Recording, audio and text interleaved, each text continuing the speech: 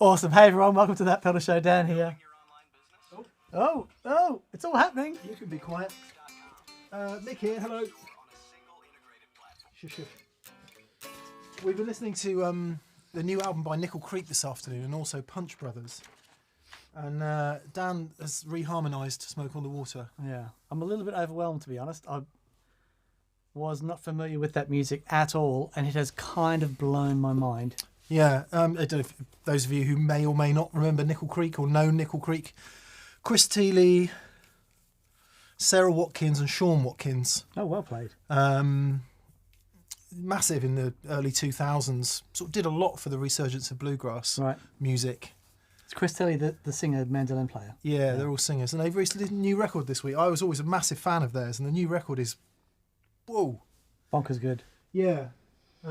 And then, so we're having listened to that, and it's all good. Dan's and decided to... Then Nick says, "I'll check this out," and plays a clip by the Punch Brothers. It's on the Guitarist magazine. Yeah. And it was recorded in a hotel room. We filmed it in a hotel room. 2 mics. So good. So good. It was really, it's just... humbling. Bonkers good. Yep. Bonkers good. Okay then, let's see who we got on. So welcome to VCQ. You know how this works, and if you don't, you soon will. We shall be answering super chats and some of the comments. Carl Longbottom is on. Hello, g'day, Carl. mate. Hope you're well, mate. Massive thanks to BV for moderating and taking care of all of that. Sorry, I'm looking up now. I thought I saw a flying beast. Thank you, BV, as always. Jackie and Jackal George Mayer are on. Pernotted Bumhucker is on. E-Bad 9. E-flat add 9. Is on from Sweden. E-Bad 9. E-flat add 9. E-Bad add 9. Jakob Bakker. Daniel Corriveau. Dylan Croft is on. Ranzer is on. David Clark, who says greetings from Belfast, Maine. Oh, lovely. Hello. Hello indeed. Turn us up a little bit. Oh, yeah, okay. So hopefully you're hearing us and seeing us. Molly Tussle is another current bluegrass phenomenon, says Eagle Ray Rob. She's wonderful. Wonderful. Yep. It's all good. It's all good. Saying to Dan, one would assume that you would have to be basically born playing that stuff. To be that good. The way they play together is just, it's off the scale. Anyway, congrats for whatever it's worth. Not that any of them will ever watch this, but congrats to Nickel Creek. Just awesome band. Love them dearly. And new record out. Please check it out. Yeah.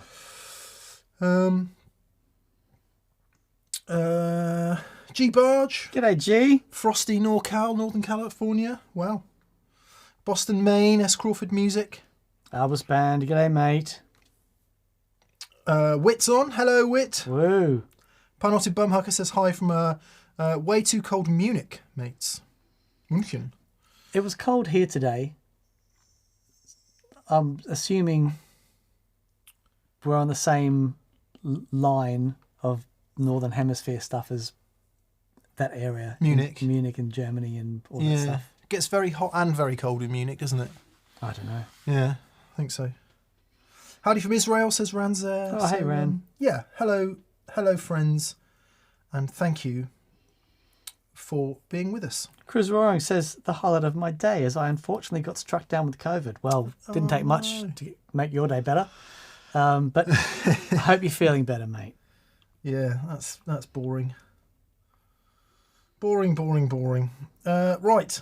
Let us get into the Super Chai. I shall keep an eye on them. We need to finish on time tonight. We do. Dan and I are having an extra special meat feast ahead of some fun tomorrow. We're going to, as you can see, the tubs are set up. Dougie's going to come in. We're going to do some bandy stuff. We're going to do a show on ring mods, and it being, I don't think it's going to be a long show, to be fair, but I've got really interested in ring modulators just recently. Yeah. And so we thought we'd make some atonal noise. And then a secret project. We're doing a secret project tomorrow. Secret project. We have to blindfold Doug while he's playing along. Yeah, he can't know.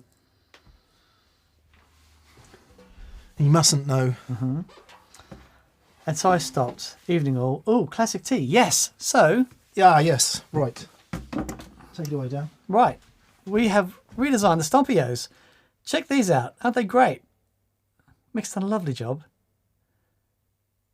I used all my design skills, Dan, to change the font. I like it. Yeah. I like it. And Chris Buck, who we saw last night, actually. Chris Buck will like that it still says Brotary.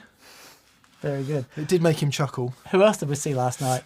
We might have seen a Foo Fighter. We might have seen one knowledgeable in the fighting of Foo. Yes. Yes. You're struggling for a name, aren't you? Oh, you know, Chris. Chris Shiflett. We went down and we filmed with Chris yesterday.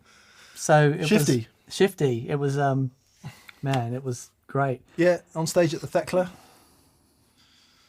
in Bristol. Yep. Which is a boat. Dan and I were imagining the Poseidon adventure. And Mick's saying, all right, when it goes under, you gotta swim towards the floor Because it will have turned over, obviously.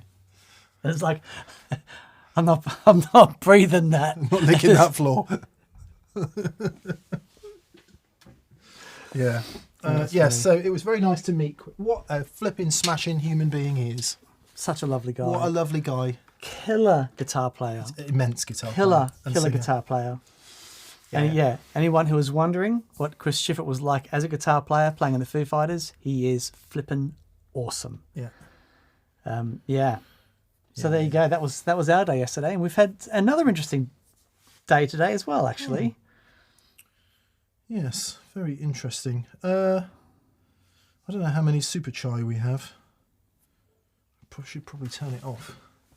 If we're going to get on time.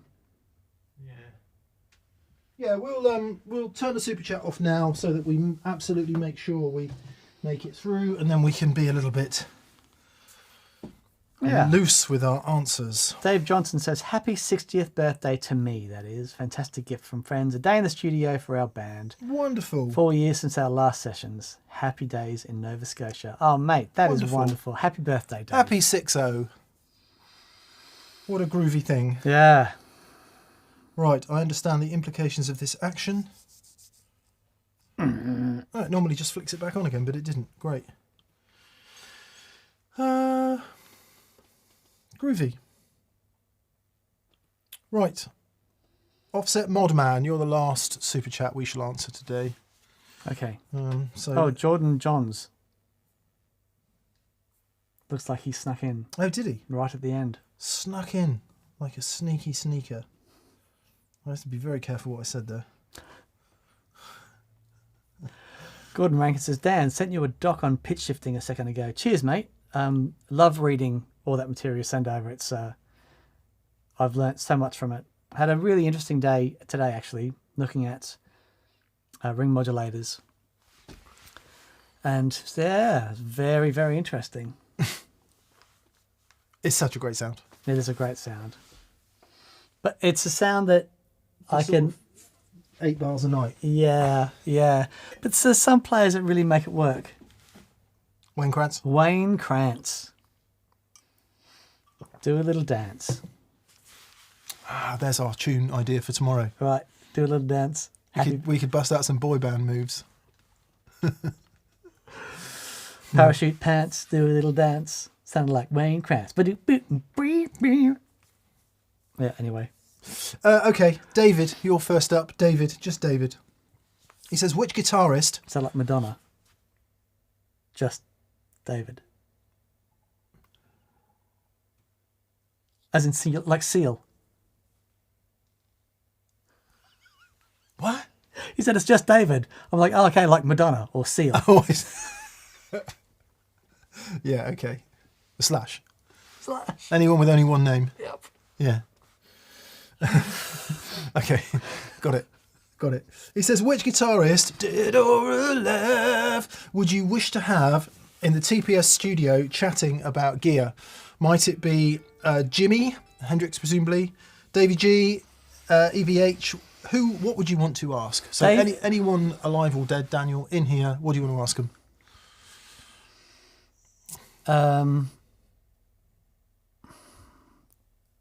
I would like to ask Davey G,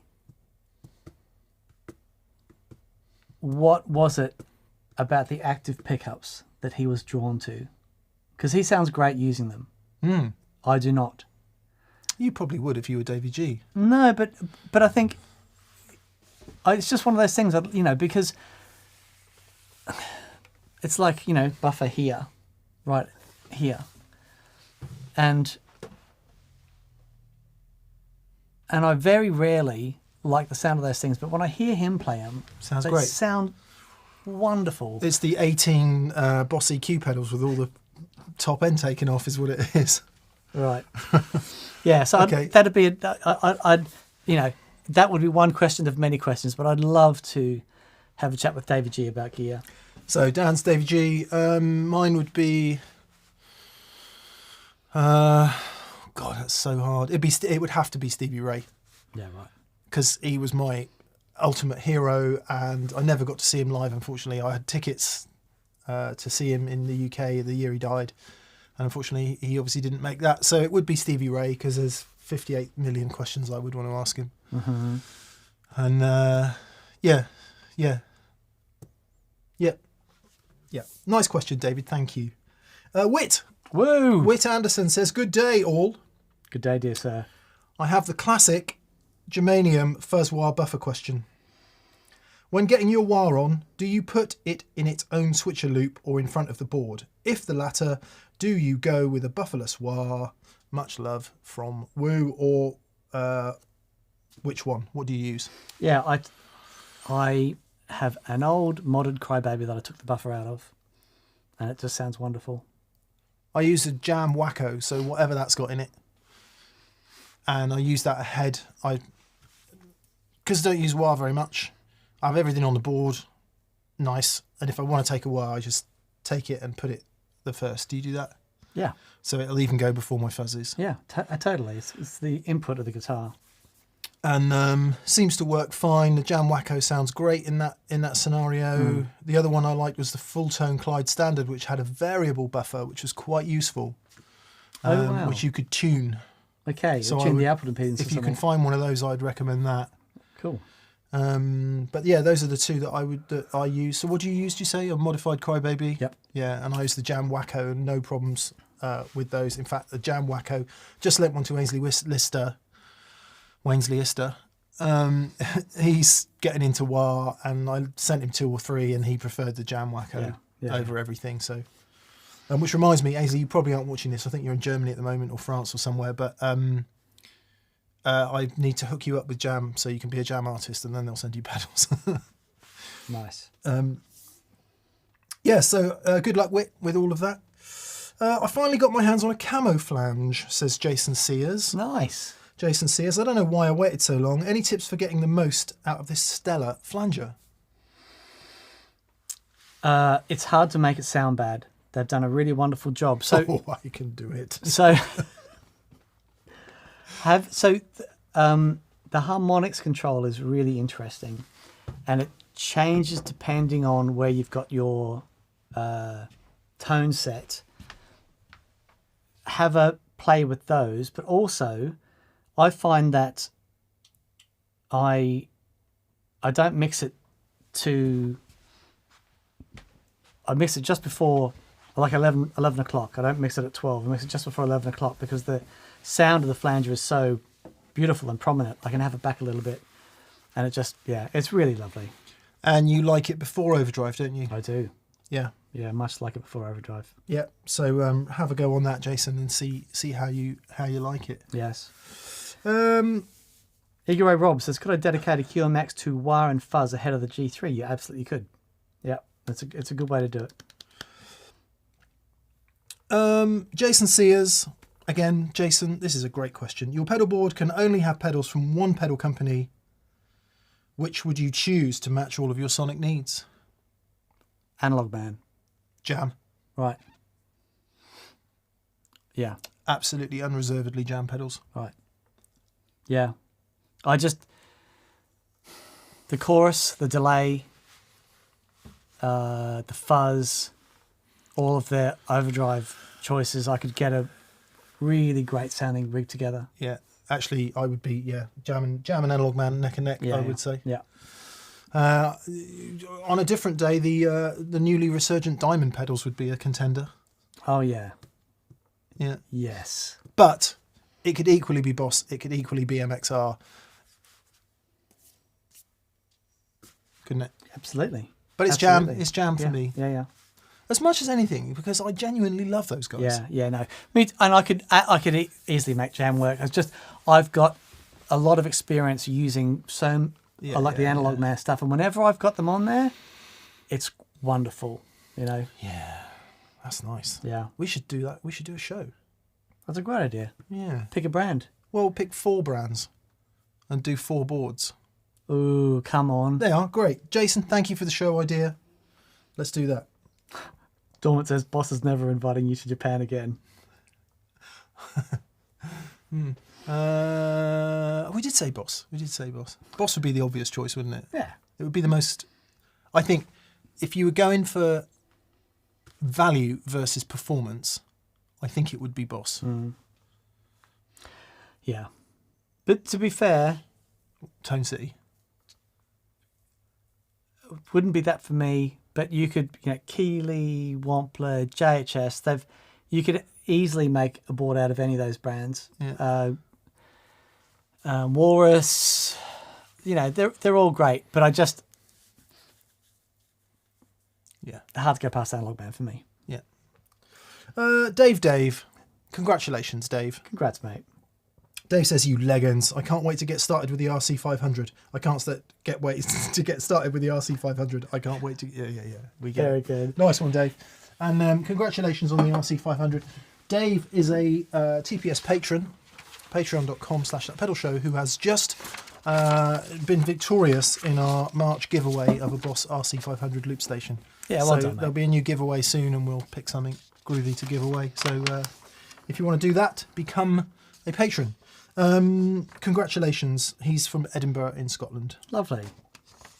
And also TPS store, while we're on the shameless sales pitching, we've got new t-shirts. We've already mentioned the new Stompio Continua in these 2 colours, and we've also got Play Loud in orange.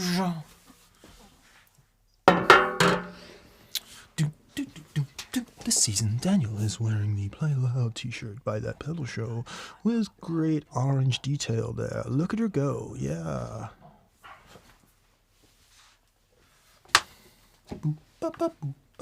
I love that design, though.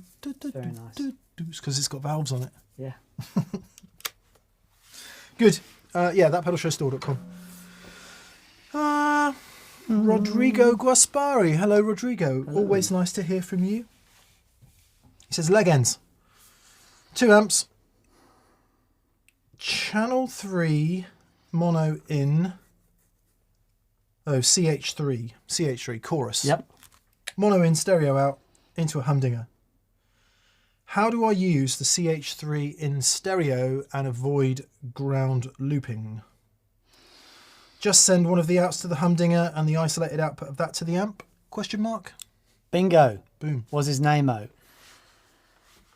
You'll have, yes, there's 2 outputs on the humdinger, but if you've got a stereo setup like that, and you're going to 2 amplifiers and you need to isolate one, the last thing into the humdinger, isolated output, flip the phase, make sure you're in phase. The new humdingers also have a separate earth lift switch, so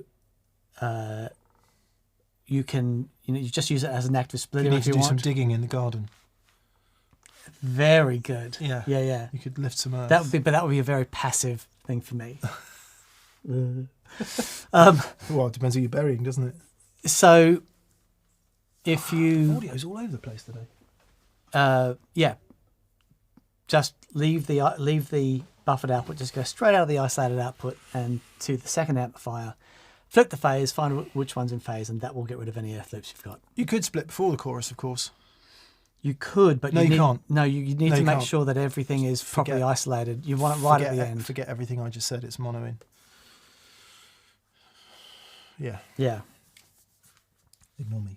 Good luck. Good luck, mate. Iron Wolf 1776. Iron Wolf, hello. He says, now that you've had it for a few weeks, what's your favourite guitar to use with the JCM 45, and what's your favourite amp to use with it wet dry? Ooh. Well, one of them is right there behind us. Fender Deluxe Reverb. Yeah. Pairs well with it. Yeah, it's just such a good amp. I love that thing. Pairs great with anything.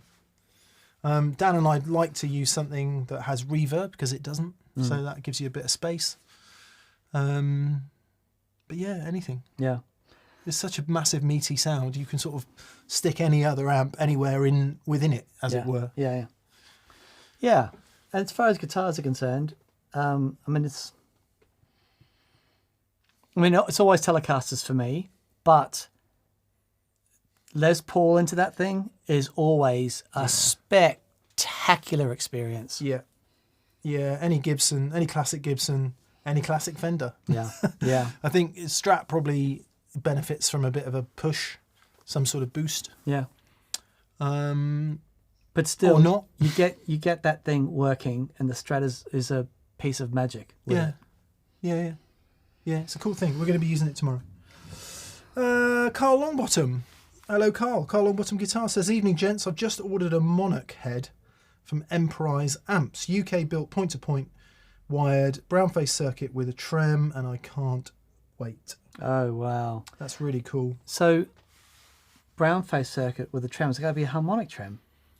Typically. So for those of you who don't know, Tweed amps came along, and then before they end up as the black panel amps, with the black Tolex and the black panel, they went brown for a while and had a brown panel and brown Tolex, and they were cream as well, some of them.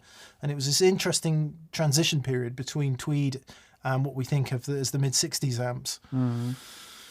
So the circuits are all evolving during that time. Some of them don't have reverb. Most of them don't have reverb, I think. But they do have, some of them do have that amazing original harmonic tremolo, such as the Super of 1960, which Joey Landreth brought in and played to us, or his was a 60 anyway. Dustin Deason says, depends on what brown face circuit, only the concert had harmonic trem. Well, that's interesting. Joey Landreth's Super's definitely got it. They definitely have it, yeah. Yeah. What a sound. Yeah, just an immense sound. I'll never forget the first time hearing that. It was like walking through a sea of tapioca pudding. Hope you enjoy that, Carl. Punotted Bumhucker says, hey DNM, I ordered my first phaser, a Phase 90 1974. Beautiful. That's the one. Which either means it's a 74 reissue or it is actually a 74. Yeah. So MXR did some reissues of that, and it was a really good one. That's for the script logo, presumably. Yeah. They also, the Phase 45 reissue they did was great. I struggled with the compressor a little bit. Still great. But the Phase 90, it was absolutely nailed. They did a wonderful, wonderful job of it. He says, I would like to use it after my delay, only wet, to get chorus-like sounds. Any tips? So, okay. I'm assuming you're talking about going wet-dry, delay on one side. Or are you talking about splitting it after the delay, then going into the phaser and doing it like that? Or have I missed something? Yeah, it could be either of those things. Yep. After the delay, only wet, it says. Okay. So if you're going wet-dry and you want to put the phaser after the delay, it will work great. Just be aware that it's that moving filter, and everything will be phased. And it absolutely can sound wonderful. But try this as well. Try putting the phaser on the dry side, keeping the delay wet side wet and the dry side phaser. Try both of those and see which one you like. But I really like the idea of having it right at the end on either of those. Could work great. Nice. So Chris Schiffler last night, because he uses phaser a lot, and it's such a great sound, and we're talking about some of the old country stuff, and Merle Haggard, and who else were you saying? Waylon Jennings. Waylon Jennings, and there's lots of phasers in that 70s era of country. And it's such a cool sound, you know. Look at you talking about country with your trucker cap and your Like this? Telecaster. Like this. That was rubbish. Yes, good luck, Punalted. Hopefully there's something in there for you. Steve Mass is on. Hello, Steve. G'day, Steve. I recently lived a vivid example of the healing power of music, says Steve. The song and the lyrics resonated deeply and helped me deal with my struggle. The band is Soen, S-O-E-N, and the song is Illusion. Do you have any similar experiences?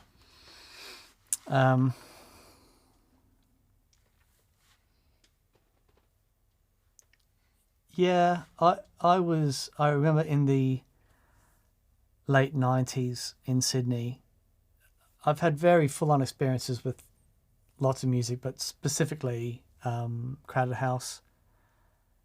I remember coming home from a gig one night, just not in a great way, and I sat down and I think I sat down at like 2 o'clock in the morning, and by 6 o'clock in the morning I'd listened to every single Crowded House thing ever recorded. I just remember after that going, okay, I feel so much better now. Just sat with the headphones on, sat in a lounge chair. It's like, yeah. Whenever I'm in a place, I can always put on a bit of Neil, and it sorts me out. Sorts you out, Yeah. Gets you back in the game. I have it periodically, and it'll hit me just sometimes. I might be listening to something, it could be anything, and Catherine and I were watching some of those NPR Tiny Desk concerts over the weekend. Just she wanted to watch the U2 one, so we watched that, or she watched that, and then Taylor Swift was really good, and I hadn't. Oh wow! I hadn't seen the Madison Cunningham one, so I put that on, and she's part of the way through Hospital, I think, which is a pretty up kind of song, and I've got a tear running down my face because it's so damn good. And it's not necessarily relating to the lyrics or anything. It's just the just how good it is, and how absorbing it is. So yes, Steve, I guess it works on that way, and we're glad that song works and has helped you out, mate. Yeah, no, that's great. That's the music. That's why we're all here, and we've all experienced the power of it and how moving it is, and once it's got hold of you, that's it, you're done. It could just save the world, Dan. Yeah, it might do. Daniel Corriveau. Hello, Daniel. Daniel Corriveau says, good day. I'm looking to purchase my first tube amp for home use. Do you have any suggestions? I'm inspired by indie music, everything from Dinosaur Jr., Smashing Pumpkins, to Lush and Wolf Alice. So a wide sonic palette is required. Okay. It's screaming orange to me. Yeah, that's a really good shout, actually. Orange and an offset. Yeah. Yeah. Or a deluxe or like a small Fender combo with reverb in it and a few choice pedals would do it. So Princeton. It's a Princeton. Get a Princeton. Because it's kind of loud enough, quiet enough. Get 4 of them. Get 4 of them. And you need a big muff. Yes. If it's Dinosaur Jr. and Smashing Pumpkins, you absolutely must have a big muff. The Wolf Alice, I'm not so sure. Lush, not so. I was texting Joff today, actually. Joff Oddy from Wolf Alice. So what's that? Just a really good distortion, fuzzy stuff. He uses a whole plethora of amazing stuff. He's so good. Buy the Jam Pedals Red Muck pedal. Oh, come on! Which is a bit big muff and is a bit distortion-y. Yeah.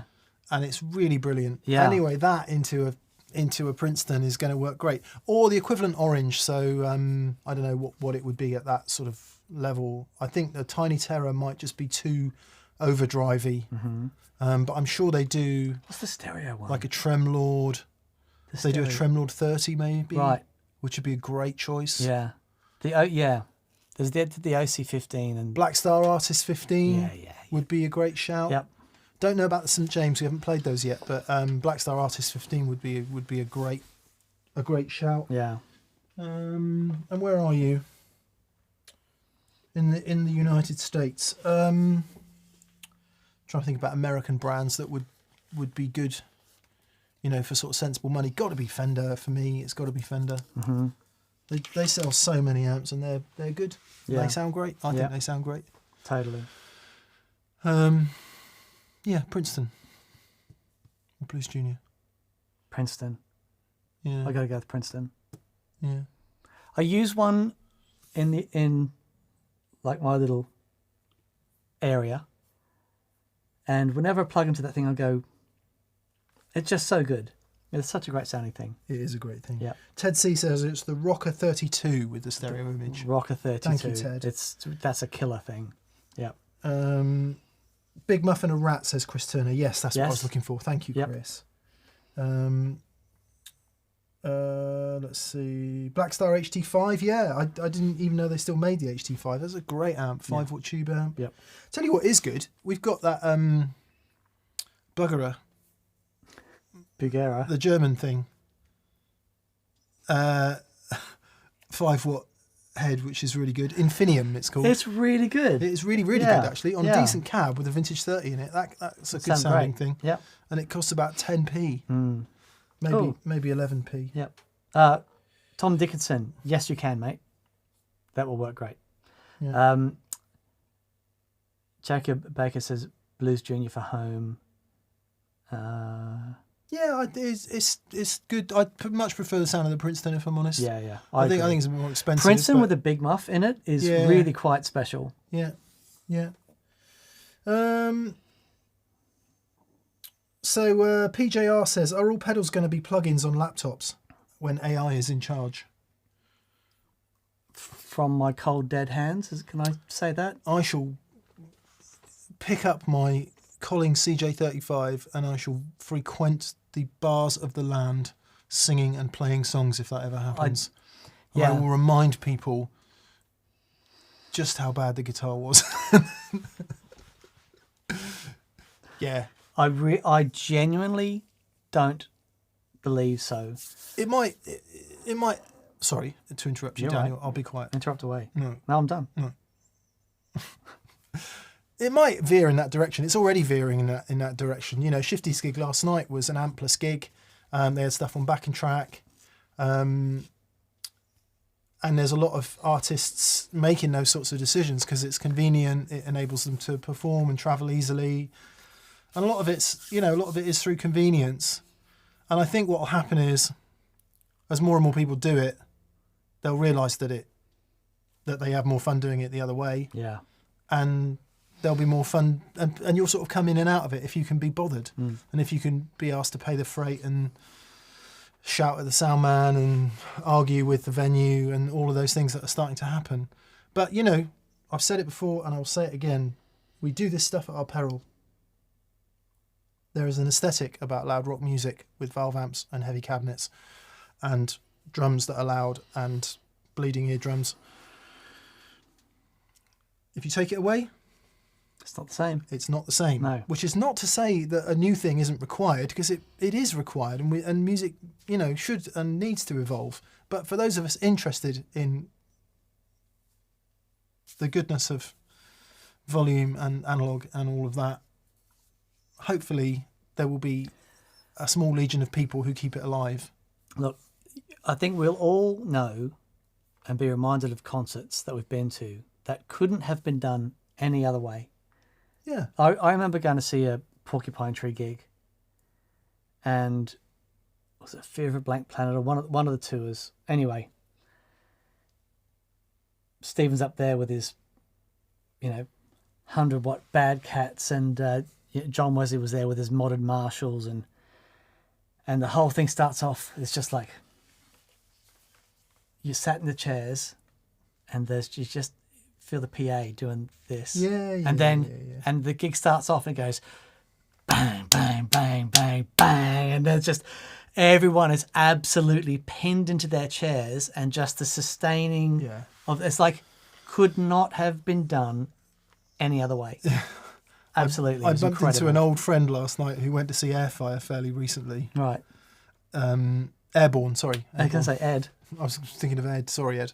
Airborne, the Australian rock band, and he said it was literally like being hit with a sledgehammer. See, now when it's that loud, I'm Yes, so so proud and patriotic. I struggle a bit when it's that loud, but I think a certain level of volume and harmonics and resonance is required. Totally. So yeah, we'll keep it alive. Yeah. We'll try and keep it alive. Yeah.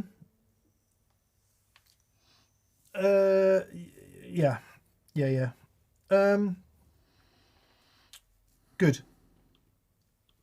So maybe Ranzer, D&M and B&K, and R for Rosie. We shouldn't forget Rosie. Once more, a TPS store shipment arrives, packaged beyond perfection. And amazingly, none of the 3 wonderful lucky dips I got was a repeat. Oh, brilliant. Nice one, Ran. That's great, mate. I tell you what, honestly, what will have happened is Hayden will have looked up your previous orders and made sure of that. He's a good egg. He's a good egg. He's a good egg. Thank you for buying stuff from that pedal show store. It's a big deal for us. Thank you. Yeah. It is. We've said it before, but it is the thing that keeps us going. Yeah. So if you do feel so inclined that you'd like to support the show, then jumping on and buying a T-shirt or strings or whatever from the store. And we can buy more drums. We can buy more drums. I love that kit. It is, isn't it gorgeous? It's ace. Yeah. It's ace when Dougie's playing it. Yeah. Ace when I had fun on it today as well. I just any of our patrons will know who saw the video. Handsy Dan. Elias Blum. Hello, Elias. Hey, mate. He says, do you ever stress about having too much great gear, especially guitars? How do you spread the love around? Cue psychological time discourse in 3, 2, 1. No. You beat me to it. No. There's no stress there. I mean, what a privilege to be able to play with these instruments. But there are instruments that we gravitate towards during certain periods. But there's never any stress about having great gear. It's wonderful to know that if we're doing something, it's like we have options to try things out. Yeah. But yeah, there's no stress there. No, I don't feel stressed as such. I sometimes do feel guilty. I picked my custom shop Strat up today to put it in the case to make some room in here for drums and basses and things. And I picked it up. I was like, God, I haven't played this in weeks, this guitar. And I felt a little bit bad about it. But yeah, I mean, if you feel that bad, then sell them, move them on. Yeah, give, sure. You know, give them a home somewhere else. But they are inanimate objects. They don't have sentient thought, as far as we're aware. Well, mine do. Every now and then they say, not today, Dan. We are connected to them and all other things via the eternal and manifested of the universe, of course. So we are all connected, but I'm not sure they worry about it. Yeah. Maybe they do. Maybe they do. do. Trevor Hart says, in 2006, I went to see the Red Hot Chili Peppers in a stadium. Sitting in the stand, I thought I was having a heart attack until I realised the throbbing in my chest matched the rhythm of Flea's bass guitar. Come on. And I like this. Gordon Rankin says, hey, vinyl is back. Tubes and less digital will be the same. Yeah, interesting. Got to go there to come back. Oh, yeah. Yeah. Like Rainy78 says, what are your thoughts on Line 6 Kemper, Fractal, and all of that modelling? Do you think it will put the amp pedal companies out of business eventually? Sounds like you just touched on this in the last question. No. The gear market is so interesting because for so long, the gear market was only about people who played a lot. You know, there were enthusiasts and stuff. And when the Beatles came along in '64, everyone wanted to play the guitar. Or when they played Shea Stadium in '64, or no, the Ed Sullivan Show. America wanted to be in bands. You know, before the Beatles, it was essentially solo artists, and then all of a sudden, everyone wanted to be in a band. And so there was this great explosion in the interest in rock and roll, and then everything we know about rock history happened. But it's only been latterly, really, since the 90s, I would say, late 90s, that this huge plethora of gear has been available at sensible prices. You know, in the 80s, remember walking into a guitar shop in the 80s, there wasn't, you know, this vast array of affordable amps, guitars, pedals of all of exceptional quality. Yeah. So I think if you look at it in the context of the development of the gear scene in general, we are in a giant bubble of exponential growth. I think that might drop back a bit because the market's not getting any bigger. or it's not getting exponentially bigger. And I do think that people probably, once they're on their 100th pedal, go, maybe I don't need 100 pedals anymore. Yeah. Because that explosion of cheap gear has kind of happened. Or maybe, I don't know, maybe there's a generation coming through who will get on the bandwagon again. But I don't think the technology... I don't think... So it depends on the economics of it. If that technology pushes the old technology out of the way in terms of retail space, so if it's hard to buy, that could be a thing. But I don't think it'll happen. I actually think it's going the other way. Independent makers sell direct. Yeah. And I mean, look at what's happened to the pedal market in the last 10 years. Yeah. It's just, that, and it doesn't show any sign of abating. We still get contacted daily by people that want to send us pedals, and they're all amazing, and they've all got their own thing, and it's people are still really passionate about it. And as long as they're really great pedals, there'll be a market for them. I put it this way. At no point are you going to find a Reeves Electro model Zoe fuzz in a digital modeling thing. You know what I mean? And even if there was, if the man's hands haven't been in that circuit making it do its thing, yeah. You know what I mean? It's like, yeah. oh, well, I want this. Yeah. This is really special. Yeah. Yeah. But then take that to its furthest extent.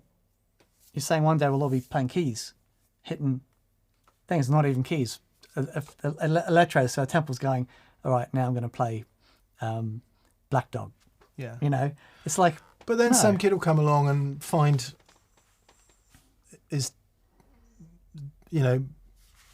someone's traditional guitar, valve amp, overdrive pedal, plug it in and have a biblical experience. And that kid might just record a record and it will kick off again. Yeah. I'm now on my third round of valves are going away, scaring because of technology. Right. And every time they've come back stronger. Yeah. And better. Yeah. I think if you looked at how many valve amps were sold last year, I think you'd find it was an extraordinary amount of valve amps. Yeah, but it would have been probably less than 20 years ago, and the number of modelling devices will have exponentially grown. It's all good, isn't it? I mean, if it makes you play and you're out and it inspires you, it's all good. Yeah. It's all good. But I'll say this in an upcoming vlog. Dan and I just fundamentally find it very, very hard to grasp how anyone can listen to a model of an amp and the actual amp and think that it stands up. Because the companies are lying to you. It doesn't sound the same. It just doesn't. And once you record it and you stick it through a load of processing and you put it in as an A/B on YouTube, guess what? They sound pretty similar. Yeah. Once you've dealt with all of that, come and stand in the room at 110 dB and tell me they sound the same. They sound so different, it's laughable. And notice I don't say better or worse. I say different. Yeah, sure. And then it's a matter of personal taste. So will taste swing? That is interesting. Will it, will people just stop liking that experience? It's an interesting question. Yeah, it is. I guess don't worry about it. Just get on with what you do and do the thing that you do. Yeah. Yeah. Yeah. There's no better or worse. There are tools for the job you need to do, and there are things that inspire you to play. John C says, digital modelling is to guitar what digital watches are to Rolex, Breitling and Omega. Yeah, that's kind of interesting.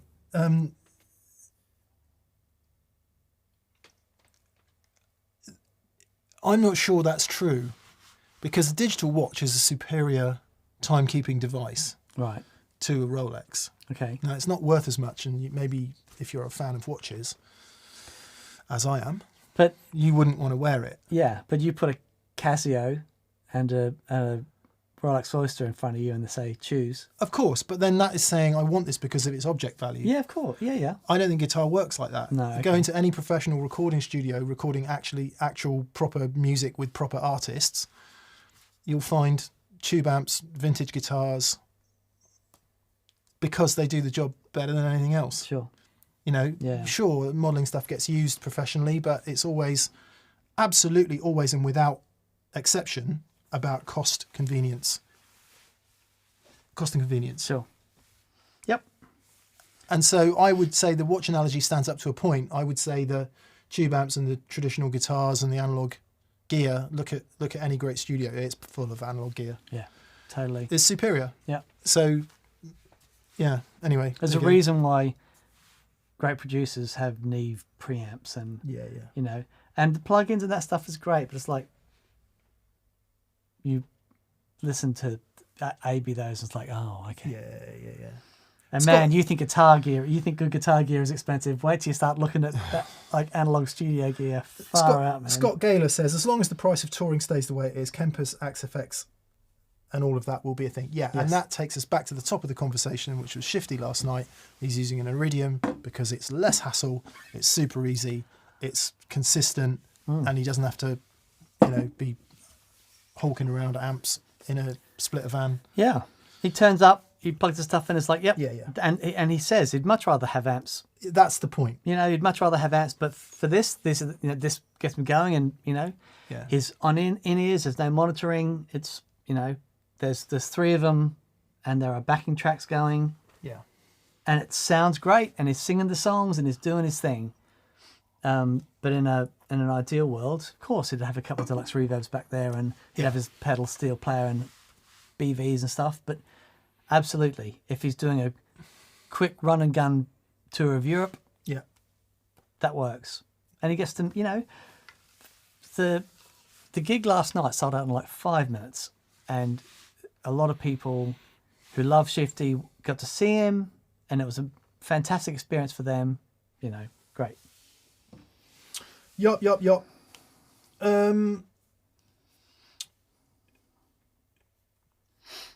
Groovy. Jolly Willard. Hello, Jolly. G'day, mate. He says, greetings, guys. For the ring modulator show, try to borrow an old Maestro RM1. Gibson made it with Oberheim. Watch Jeff Beck's solo on Stratus live at the Ronnie Scott's. John Lord also used it on his Hammond. Oh, interesting. Didn't they put a load of that stuff in the RD Artist? Remember the RD Artist guitar? I don't know. Looked like a Firebird, but had loads of Moog electronics in it. Right. In this case, Oberheim. Gibson owned Oberheim, didn't they, I think? We don't. We've got a... I bought Electro-Harmonix, 80s Electro-Harmonix frequency analyzer, which sounds killer. Mm-hmm. We've got a Dodd Gonculator, and we've got a... Fairfield Electronics. Yeah. RM332 something. Randy's Revenge, yeah. Yeah, so we've got 3 that are differing price points, one oldish, one new boutique one, and one cost-effective one. So we'll see what noises we can make. Matt McGrath, hello Matt. Legends. Thoughts on using the Benson fuzz versus the boost? Seems as if the fuzz can be set very clean, so I'm wondering how different they are. Also, Dan, do they call AC/DC Aki Dani in Australia? Akadaka, yeah. Akadaka, yeah. Yeah. No, they're very different, the boost and the fuzz. The boost is like a really good boosty overdrive pedal with bass and treble EQ. The fuzz is very definitely a fuzz, and it does clean up, and it can go quite clean, but it still reacts like a fuzz, and the distortion is still very fuzzy. Mm-hmm.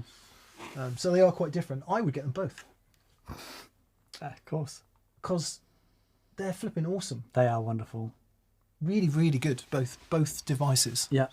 And there's nothing not to like about Benson. Yeah, they make great stuff. Yeah. But they are, they're very different, Matt, very different. Mike2203, hello Mike. He says, hey DNM. Have you ever heard a 2203 100 watt Marshall JCM 800 through an aux? My 2203s have only once been on 10 in a practice room. Is it worth investing in an aux for home use? There are other attenuators you can get, Mike, that would be a lot cheaper than the aux. And so where the aux really scores and is really brilliant is on the digital side. So you can use it as an attenuator with your Marshalls. So it can sit between your head and the cab and make it quieter. But also what you then get via the aux is the digital end of it, which enables you to model different speaker cabinets, add post effects such as delay and reverb and room reverb, which is really killer. So if you have a use for that digital stuff, like you want to do some recording, then the aux is a really good shout. If you don't want to do that stuff and you just want a straight attenuator, there are probably some more cost-effective options. Palmer Power Pad.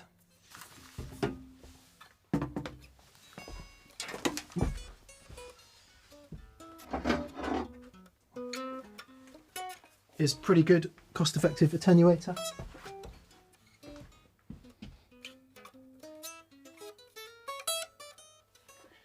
You just need to make sure you get the one with the correct impedance. This is an 8 ohm one, so it needs the impedance needs to be the same from the head to the cab. On the 2203 you can select the output impedance, but your cab will be set. So if you've got an 8 ohm cab, buy an 8 ohm one of these and set the amp to 8 ohms. And there are others. I mean, it's not. There are a lot of people will tell you it's really not the best sounding attenuator in the world. It doesn't have any options for things like resonance, for things like presence. One of the things that can happen when you use an attenuator with a powerful amp like that is you can lose a great deal of presence. So some of them have a presence boost. But 2203, whack the presence up on the amp, deal with the EQ on the amp. I think it'd sound fine through that. Yeah. For the money, right? Because the aux is, although I think they might be on offer at the moment. They might be, but I think they're a couple of £100. Yeah. Whereas right. the aux is, I don't know, 7, 8, 9, isn't it? Lots of money. So if you want the digital stuff, aux is really, really fantastic. If you don't, just get a straight attenuator, making sure that you match the impedances. Yeah. That's very good. Yeah. I mean, you'll get the sound. You'll get most of the sound. Obviously, you won't get the feel because part of the feel of that kind of amp is it's moving air and it hits you in the chest and all that, which of course is completely impossible for the vast majority of homes. Yeah. Yeah. Good luck. Good luck, mate. Matt McGrath again. Hello, Matt. He says Aki Daki. He meant to say. Aki Daki. Not Aki Dani. Oh, okay. Aki Daki. Yeah, Akadaka. Akadaka. There was a clarinet player called Aka Bilk. Yeah. And he was on Decca Records. So he was Akadeka. That's very good. He did the intro to one of the soaps. Yeah. Like Coronation Street or something that had that. Yeah, it was a Dutch detective, wasn't it? Was it? Come on. I'll tell you. What did Aka Bilk do?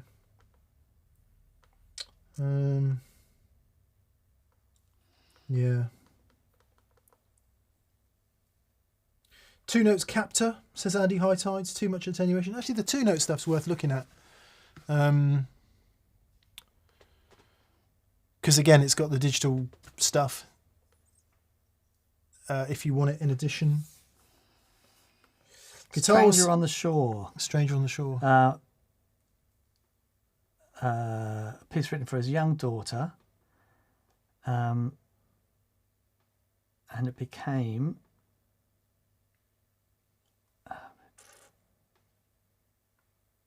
Oh, no. Okay. Sorry. Forget that. It was a theme to something. Yeah. Casey Cole 4001 says guitar was supposed to die in the 80s. Yeah. Supposed to die in the 60s. It was a fad. Yeah. We'll never catch on. Yeah. Never catch on. I've told this story before, so I'll tell it again very briefly. Chris Martin, and I'm sure he said this in every interview he's ever given and in every tour of the Martin factory, but I interviewed him once. And he said Martin was absolutely on the brink in the 80s because not only was guitar, less cool because synths had happened. Right. Acoustic guitar Yeah, wow. You couldn't blimmin' give them away, and they were in dire straits apparently, and well, they were in dire straits, but they were things were really bad. And he blamed it all on the Yamaha DX7, and he said Clapton did Unplugged, and that was that. Oh, wow. Martin went gangbusters. Okay. Yeah. So, yeah. The Iron Man is killer, says Marcus Reeves. Yes, it is. I didn't recommend it because it's very expensive. The who makes it? Tone King Iron Man, Mike. That's actually our favourite one to use here because that does have all kinds of stuff on it. Yeah. But there's two versions. So it's Tone King Iron Man. There's a 100-watt version and there is a 30-watt version. So if you go for that, don't buy the 30-watt version. Yeah. I also really like the Fright Power Station. I think that's great. Bit of a different thing, but it works great, but it replaces your power section. Yeah. It gives you different power tubes. Yeah, but you get the sound of the power tubes. Yeah. It's because it's coming out of the speaker output. So it's all that stuff, but then it just... I prefer the power station the other way around. Where As you've an got amplifier a small for, amp, yeah, right. like a Princeton or something that And you use really the want boost. loud. Yeah, that's very good. Yeah.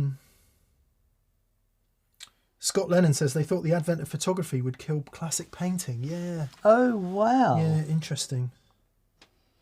Yeah. Yeah. Todd Roy says, Mick, is that a copper snare drum? No, it's not. It's it's like a hammered brass patina. So it's a brass shelled. It's basically a Black Beauty type, but it's the company that Chad Smith uses. It Remo maybe. Right. Sounds flipping great. It's got a lovely crack on it and a really ace ring. Yeah, it's a Remo. I think. Is it a Remo? No, it's a Pearl. Whatever Chad Smith plays, it's Pearl. I think. Oh God, I just don't know anything about drums. It's a Pearl Sensitone. Oh, wow. Pearl Sensitone. And it sounds ace. Doug makes it sound ace. He does. And Sire Stop says, video was supposed to kill the radio star. I was out walking my dog You just got really West Country then. up the hill. Right. So I live on the edge of Salisbury Plain, and I take my dog out up the hill every morning. And sometimes I'll walk with a neighbour. They have dogs. And one morning I was walking with my neighbour Claudette and Dave, her dog, and their friend Lexi. And I get talking to Lexi. Lexi directed the Video Killed the Radio Star video. That's amazing. How mad is that? And she did Bohemian Rhapsody as well. Just throw that in at the end. I'm like, get out of town. No way. The people you meet in Warminster Dun. Yeah. Van der Valk. The theme to Van der Valk is called Eye Level, says Robert Payne. Van der Valk is what I was thinking of. As opposed to Acapulco. But I think he did, He did Van der Valk. maybe. Okay. I don't know. Maybe not. Did he do? Yes. That's good, isn't it? Hi DNM, says Michael Lamblin. Hello Michael. He says, if you like phaser before dirt, how do you go about wet dry? Forget the phaser? Have the dry amp get the phase? Some signal trickery? Thanks for your advice. Fade. Thanks for Andrew Vernon David. Yeah, so any modulation I have before the gain stages, I have them going to both amplifiers.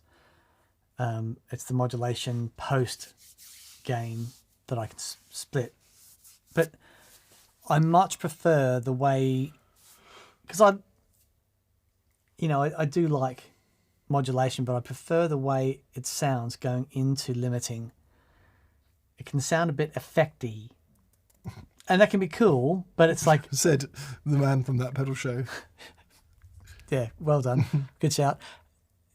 So think about Eddie Van Halen with his phasers and flanges. They were going into cranked amps. Yeah, so the overdrive was after. Exactly.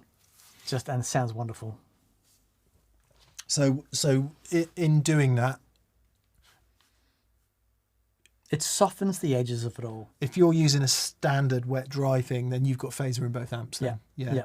But did you just say that you do clever things with signal splitting, so you'll have different overdrives going to different amps? Therefore, Yeah. you can just get it into one amp. Yeah. So I'll have So one thing that Mr. Schiffer did last night, because he called me a little while ago, because he bought a G3 and put it together for his solo gigs, and he says, I really want to do fuzz in one side and overdrive and phaser in the other. I saw the video of you doing it, and so I took him how to do it, and he absolutely loves it. You still get that movement, that overdrive, but then you get the massiveness of the fuzz, and yeah, it's so. And obviously G3 can take care of that with the parallel All that shenanigans. routing, which is a pain in the butt if you don't have something that can do that. Yeah. Let's just take a moment to take that in. An actual Foo Fighter watches that pedal show and gets gear advice from doing it. What the hell? I know, it's mad. It's completely it is mad. It is mad. So you lot are in good company. We are in good company, should I say. Harrison Vaughan. Hello, Harrison. Oh, man, we so need to get back to you about various things. He says, hey, I just thought I'd check in and say thanks for all the epic videos recently.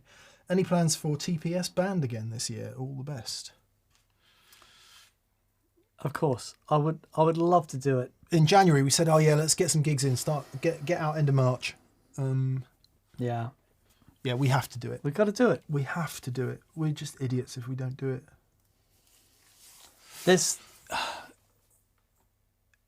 I need to get through April, May, just with everything that we've got going on. Mick and I've got some really big filming days coming up. Like, we won't tell you about them at the moment, but we got some seriously epic things coming up.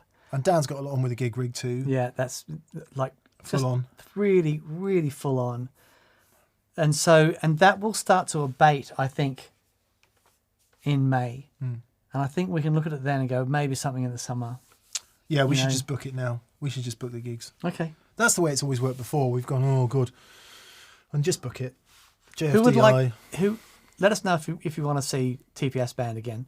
Yeah. Probably, and if you came to any of the gigs as well. It might not be with guests. It might just be me and him. Or it might be like impromptu guests. Yeah. Because that does make it a bit easier to organise. James Bless says, I would defo come to see the TPS Band do it. Thank you, mate. Right, done. Ace, James, let's do it. James is coming. Let's do it. We're on. Let's do it. Thanks, James. Yeah, I mean, seriously, it doesn't work unless people turn up. And when we've done it, people have turned up and we're like, still blows our mind that people want to turn up and see us play. But it always sounds great. Yeah, you know, it's a really good sounding thing. And we work really hard to make it sound really great. And choose venues where sound engineers are willing to deal with us. Yeah. Remember walking into Fat Lil's and Zach going, and I was saying gingerly to Zach, there are 6 guitar amps. It's okay if you just mic the wet side of them. And he's like, nope. Goes out the back, gets another case of microphones. Yeah, it sets them all up and had the time of his life. It was wonderful. So yes, Harrison, thank you for that, and thanks for the reminder. Jason Thompson, leg ends. I just got the Echo System, the Empress effects. Lovely thing it is too. Best delay ever. I have a question. If you guys ever got divorced, how would you divide your stuff? Hope it doesn't happen. Hypothetical, of course. Thanks for working so hard for us. There's stuff that is mixed and there's stuff that is mine. Yeah. Anything that's really serious, like the old guitars and Two Rocks and Matchlesses and things like that. Echo Rex and all that stuff, they're allocated. They are personally owned. Yeah. But there is quite a lot of stuff that we've either bought at the show or been given. And yeah. I think it would be all right, wouldn't it? I think we'd be fine. Yeah. One for me, one for you. One for me, one for you. I don't want that one. Yeah, I don't know. I'd probably say, God, I don't have room for anything. I'll take a couple of 2 rocks, and then they're mine anyway. So There you go. yeah. Oh, may that day never come, Daniel. No, I don't want it to happen. What an awful thought to put in my head. Yeah. Now I'm thinking. Dennis Luthart says, hello, gents. I have a Marshall Origin 20C combo with a 16 ohm 10-inch vintage 30 speaker. If I plug only a 112 8 ohm creamback speaker, it's considerably quieter than the 10-inch. Why? So you've gone from 16 ohms to 8 ohms. But you've gone from a 10-inch to a 12-inch. And the creamback is quieter. The 12-inch is quieter. So you need to look at, there's a thing on the speaker rating that talks about sensitivity. Also called efficiency. Efficiency, But sorry. correctly, it is sensitivity. Yeah. So, and it is so interesting when you look at that. And Measured in Daniel's beard per 1 meter. there you go. And you can get 2 speakers, and one might be 96 dB and one might be 98 dB, and you say, yeah, that's pretty close. And you put them in, it's like, whoa, Yeah. the difference is remarkable. I think the last time I checked, I'm pretty sure the vintage 30 is either 99 or 100. And I think the 12-inch creamback 65 is 97. Yeah. And that Is quite the difference. is quite the difference. Yeah. Yeah. Let's have a look. Let's check It will those take numbers. twice as much power. Sorry, creamback 65, not 75. The 75 is quite a different speaker. So assuming you're talking about the 65. Let's see, what Celestian say?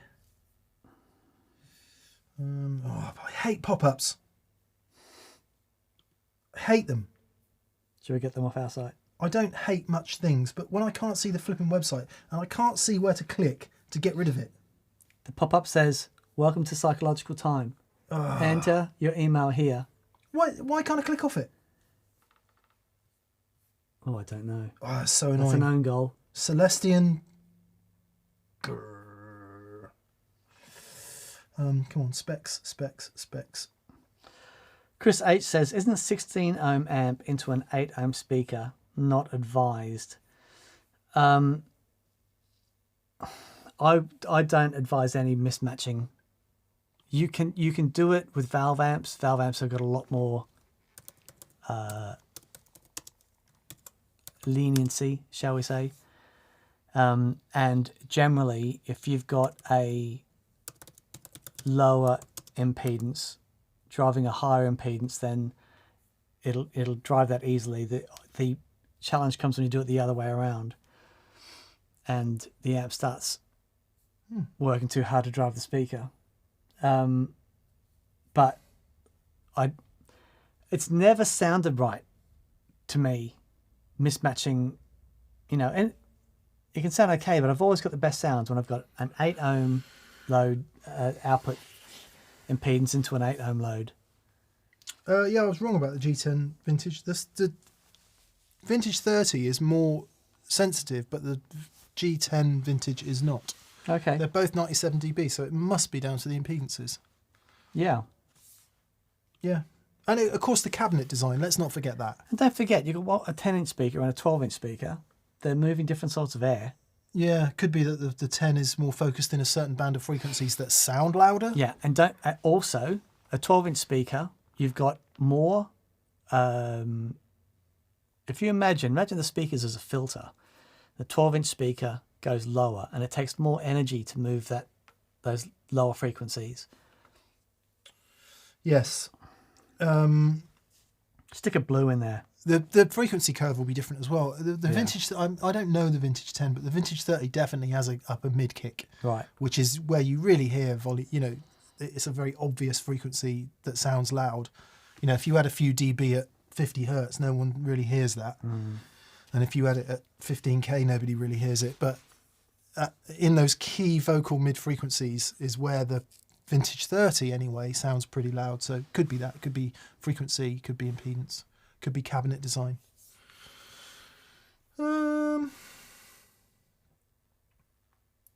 Sub Rosa. Hello, Sub Rosa. G'day, mate. When watching a good covers band, how important is it to you that they play the solos note for note versus vibe and feel with their own flavour? Depends on the solo.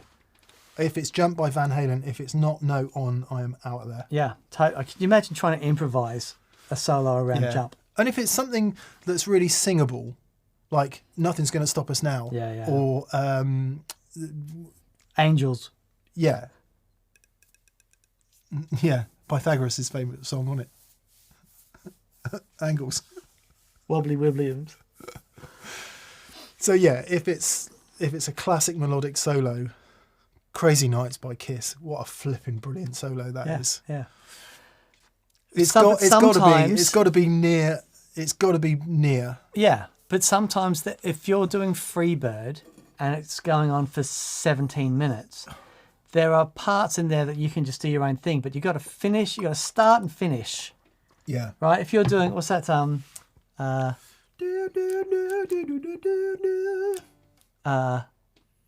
Scott Pickett. How about a streaming TPS gig? No. You've got to be in the room. You've got to feel it. My Sharona. Yeah. Like the guitar solo on My Sharona is incredible. There's so much going on that you know. I used to play it and then you just make up bits in the middle and start and finish the same way. And things like Dire Straits is that you got to get that out of there. That thing. Sultans of Insulting of Swing. You got to, yeah. There are certain key moments in solos that you just have to nail. Yeah, I think so. I feel if it's a really well known, it's got to be for the pride of doing it. It has to be on. Yes. I think. Yeah. Although having said that, TPS band usually ends up doing a truncated version of the Big Floyd song G Pad. What's that song? Yeah, that. And I play all the lead in that, and it's clearly not note for note. Thanks for that major chord. No worries. But and that's where you get the flavour.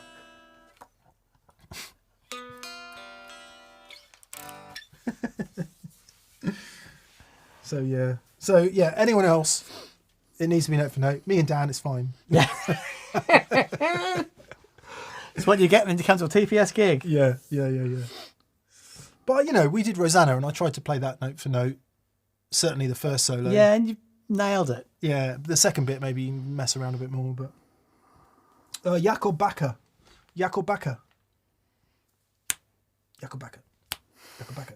Shaka.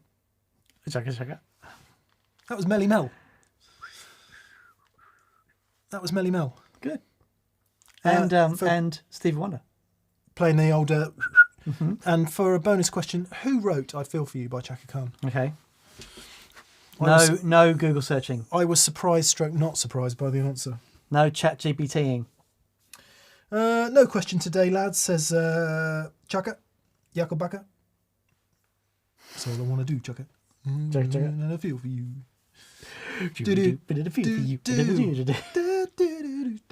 Anyway, Jakob says, no question today, lads. I'm here to spend my lunch money for the best show online. Keep the show on the road and rock on. Jakob, thank you very much. Or Jacob, if you indeed are Jacob. So thank you very much. Man. Thank you. Yes, everyone coming in with prints. Well done. Yay. I'm selling a 4x12 Marshall and a 212 2-Rock to clear studio space, says Rodrigo Policarpo. Where are you? Yeah, I'm going to say, where are you? He's in Europe somewhere. Okay. Do you have any 1x12 recommendations? Zilla with a red back, amps are a Friedman B50 and a 2-Rock traditional clean.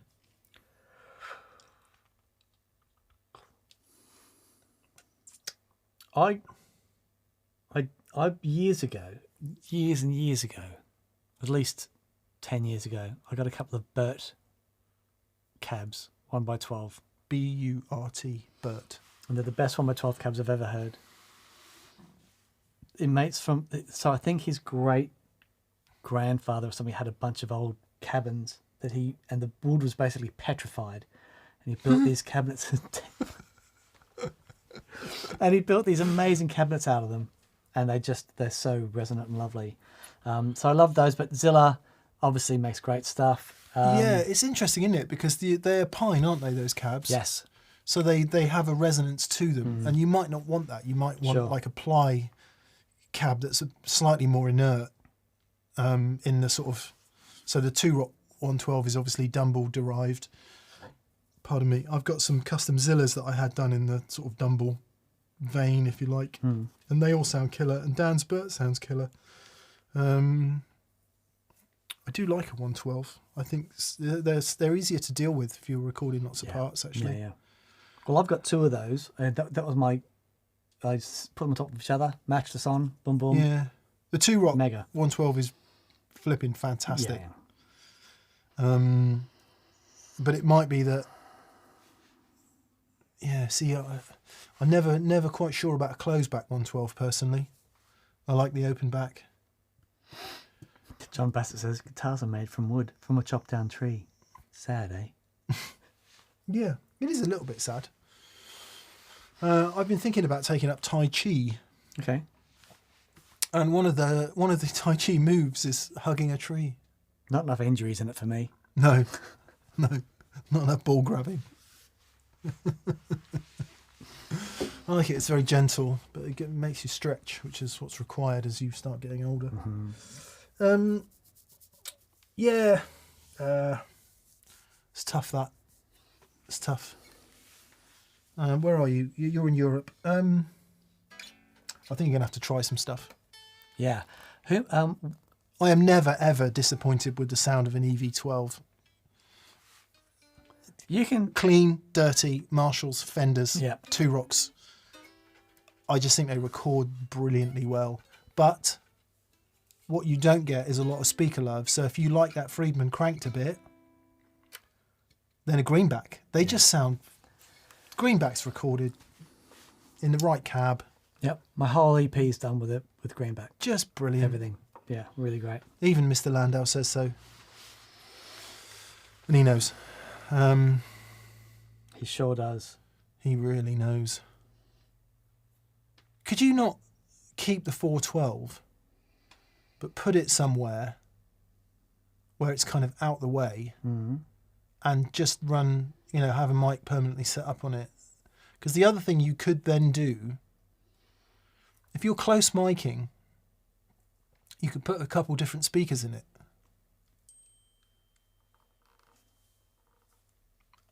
And that way, you'd have a choice of different 112s. Well, you'd have a different choice of speaker flavour depending on what's in the cab.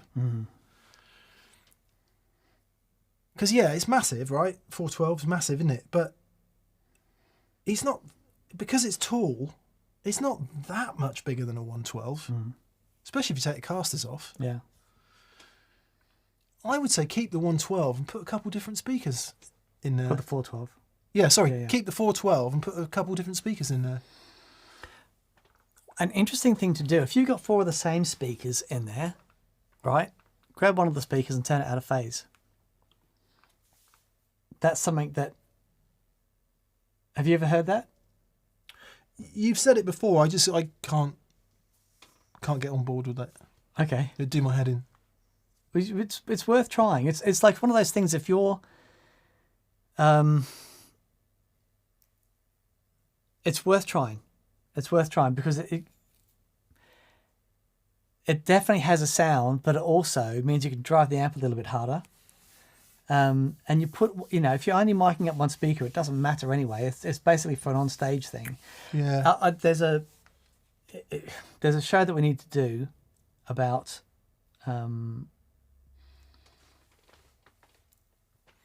if loud is a problem, what you can do, and it's definitely a thing that you can try. Dan and I are convinced there is a good sounding low volume solution out there somewhere. Yeah. There must be. Yep. And good feeling, more to the point.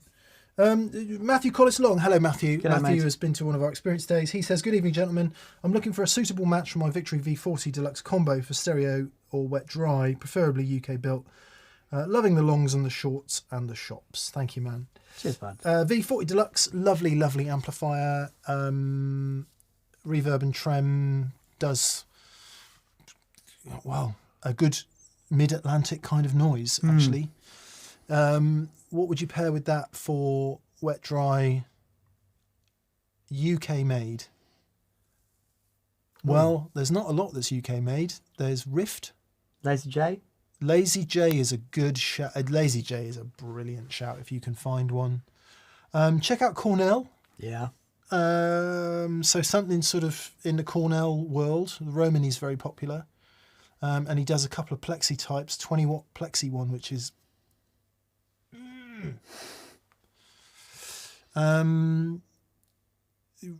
Actually, I think Cornell's a good shout. Yeah. There. Who are we missing? Did you get one of his old fuzz pedals? No, they were going to send us one because his son's kind of taken over the business. Right. And then I probably uselessly didn't reply to an email or something. I've got over 4,000 unread emails in my inbox. Seriously? Yeah, every January I delete them all Start again. and start again. Great. Yeah, but I didn't do it this January because I thought I should actually reply to someone. But how do you even begin with that? You start. Nah. I educate people that emailing me is definitely not the way to get in touch. Yeah, I would look at Cornell, Matthew. I think that would be a good shout.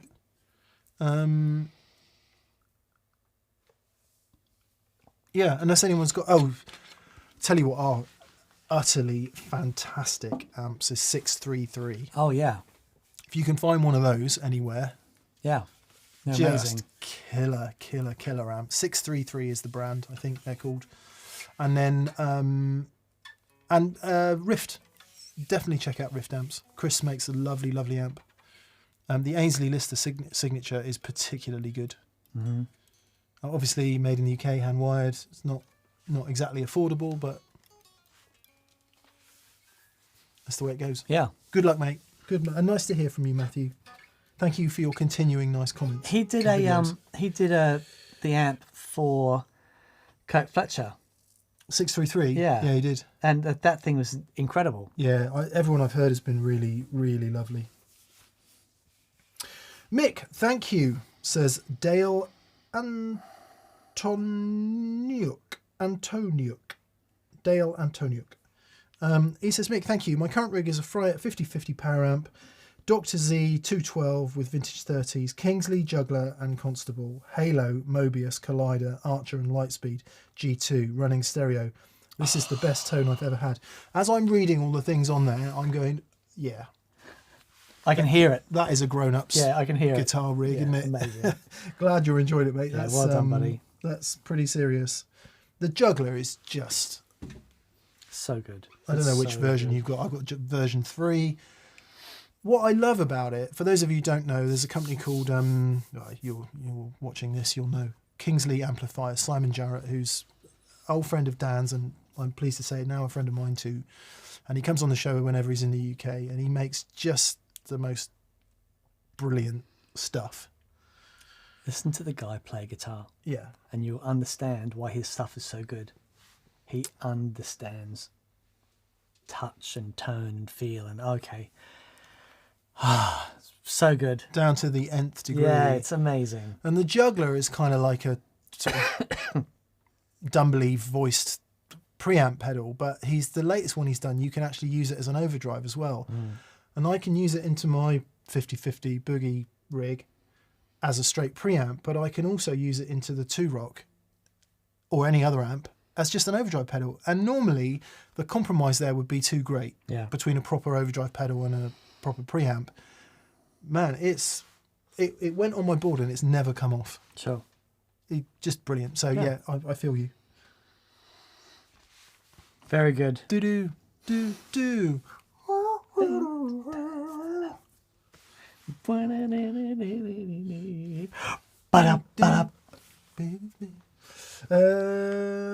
Hey DNM, says Martin Vingren. Hello Martin, from Sweden by the looks of things.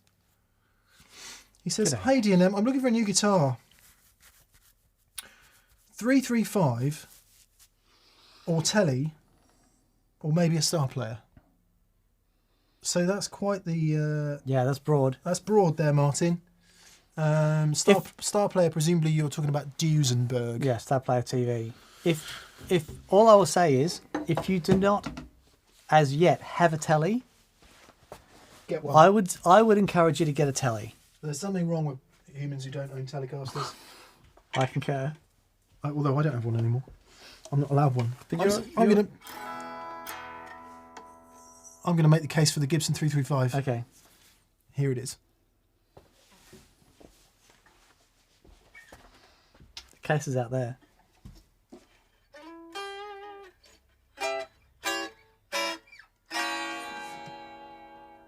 Oh no, Danny's made it funny. He's standing on the ledge. Or you could get a 64 Murphy aged. Very good. I'm not going to play the rest because we'll get demonetized. But just get...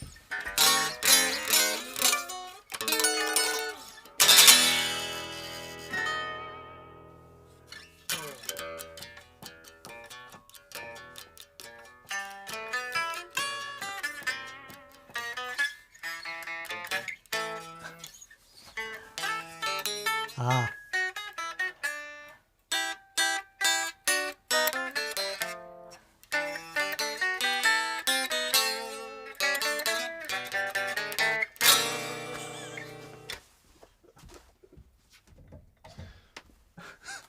That was the Nickel Creek version.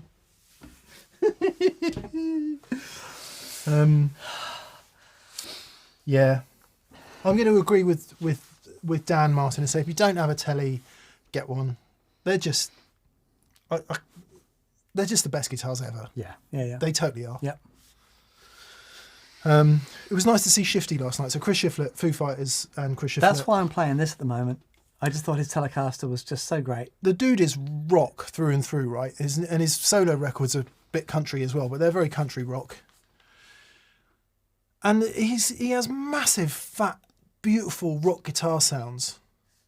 And what is it? Tellies. 2 of those. Yeah. Actually, one of those and a Paisley one Partscaster. with a maple neck and single core pickups. It's ace. First ever production solid body electric guitar. You know what? Maybe the last. Yeah, and Someone's it still gonna say blows it my wasn't the mind. first ever, It but- still blows my mind that, in 1952, someone came out with 50. this. Like 50, sorry, 50. This is a 52 one though, isn't it? Blackguard. Oh, that would have sounded nice in your headphones. Sorry, guys. Anyway, Yeah, it's unfathomable, Daniel. it is. It is. Chris Dice Art says, D&M, thanks for the great content. Cheers from Dallas, Texas. Cheers to Dallas, Texas. I'm looking for something AC30 style. I saw the AC30 Victory Copper and Matchless. Is the Morgan review still coming? And do you have any other recommendations? The Morgan's gone back. A long time ago. Yeah. So it's interesting, right? So by AC30, what do we mean?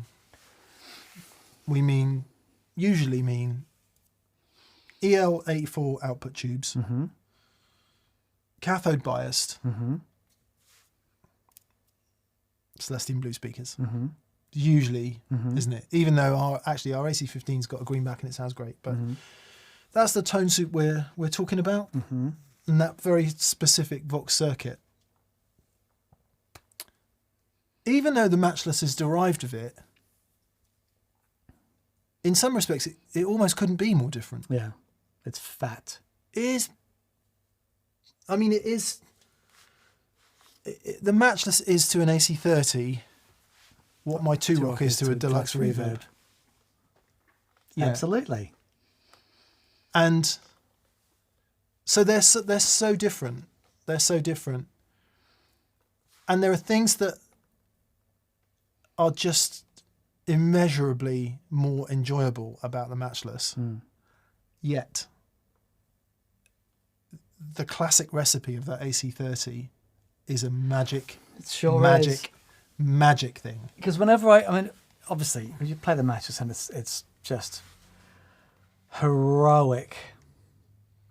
But whenever the Vox comes on, it's like, oh, there you are. Yeah. It's like, there's something there about it. And the V30 is rockier. Sorry, the Victory Copper is rockier than a standard AC30. It's got much more gain, and it's got more latitude in that gain. And it's Vox derived, but it's actually quite different. The Morgans, there's various ones, aren't there? There's a dual, there's an AC20, there's all kinds of stuff. Morgan, Joe makes a really killer amp, but the one I would buy, if it was my money, if it wasn't an AC30, would be a Dr. Z. Oh, interesting. Yeah, the Stingray, or is it? There are various. Right. Check them out. And they're well priced, they're beautifully made, and Brad Paisley pays them. End of story. Yeah, right. So that's what I'd go for, a Dr. Z. Because I think to me, they feel closer to the AC kind of sound than the Matchless. Oh, okay. Yeah, sure. And I can't really speak for Morgan because I haven't really played a lot of them in anger, but given the Brad Paisley connection, I would totally go Dr. Z. Right. Yeah. I don't know about anything that's slightly more cost effective, but I think Zs are quite well priced in the US, for what they are. Okay. Given that they are handmade. Yeah, sure. Yeah. Or just get an AC30. Yeah. Value for money wise, I don't know how much. It's very difficult for us because in the US, stuff that's cost effective here tends to be quite expensive in the US. But all the AC30s are made in China now anyway, so they're probably comparable, I would have thought. But the current AC30 Classic Custom, or whatever it's called, just the standard AC30 Master Volume, is a good sounding beast. And, well, they're quite affordable here. I don't know about in the USA. Sure. But good luck. Good luck, mate. Pet Moxie, no super chat. Just thought you'd be interested in this picture of Johnny Marr. My dad did. Can't see it. Sorry. In his. Maybe it's in the comments. I think it's in his profile picture. Oh, I see. Oh, yes. So it is. Nice. Can I see it? Oh, yeah. Wow, that is really good. Oh, well done, mate. Flipping heck, that's good. Your dad is obviously a talented artist. Wow. What does Pet Moxie mean? Or is that your actual name? Or is that the name of your band? Or did you have a pet called Moxie? It's got one of the new Wampler and it just feeds it. Waters it. Evan Diebold, or Diebold. Evan says, hi D&M, I'm watching from San Diego. San Diego. Cue the Anchorman reference. He says, I know, we're so predictable. No questions today. Just wanted to say thanks for the great content as always. Thank you, Evan. Thank you, mate. That's very kind of you to say. And hello to San Diego. Yes. Michelle Manon, tightening the neck screws on my custom shop Strats improved tone. Mm-hmm. Now the plates are bent and the corners dug in the wood, which is bugging me. Did I over tighten, or is this common? What's your experience? Yes, you did over tighten. I did it on blue as well, if that makes you feel any better. Bit too tight, bends. Yeah, but just leave it there. Yeah, leave it. Don't touch it. Don't undo it. Don't touch leave it. Just leave That's it. enough of that one. Yeah. Actually, Joe Bonamassa's really funny about taking necks off. Don't know why. Yeah. Oh, I don't like taking them off. I had a conversation with a builder the other day, and it's like asking me to, and I will do it at some point, but wanted to have a look at something in red. I'm like, I'm not touching red, ever. I'm not changing a screw. It's right. It's just perfect. Why would I mess that up? Yeah. But that's silly, because it's like, those guitars are made to be interchangeable. Take the necks off and take pickups out, and Yeah. Yeah, I'm less. I don't voodoo about all of that. I'm happy to take guitars to bits. But Bonamassa knows anyway.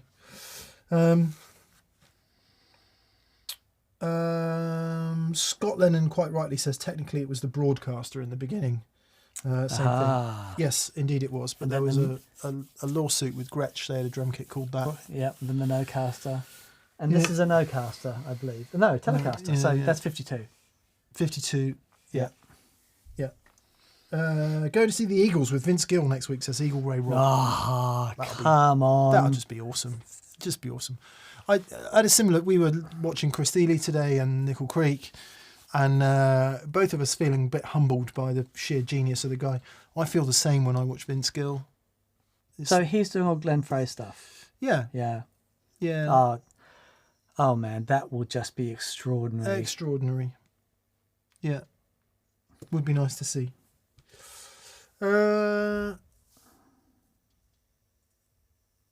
Groovy.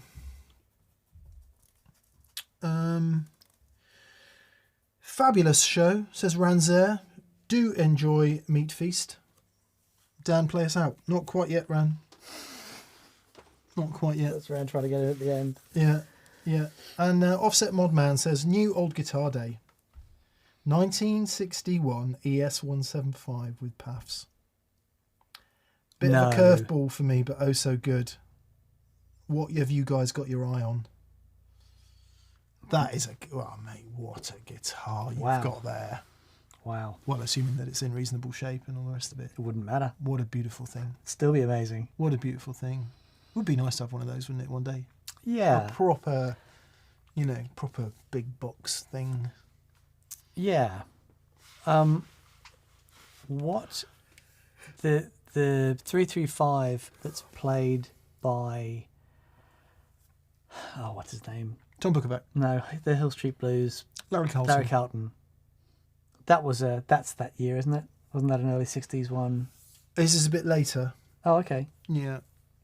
I don't know when they went to blocks, but Larry's is I think it might be a 63 maybe.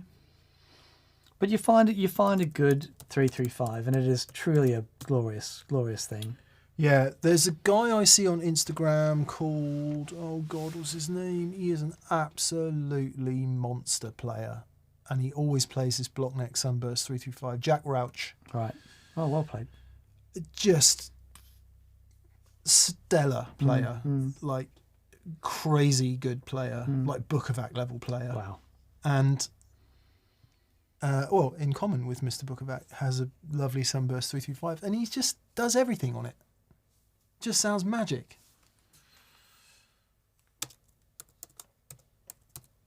Let's see. Larry Carlton's signature ES335. 68. Larry's also, so it was a later 60s one. Oh, wow. Which would Okay. account for that, shall we say,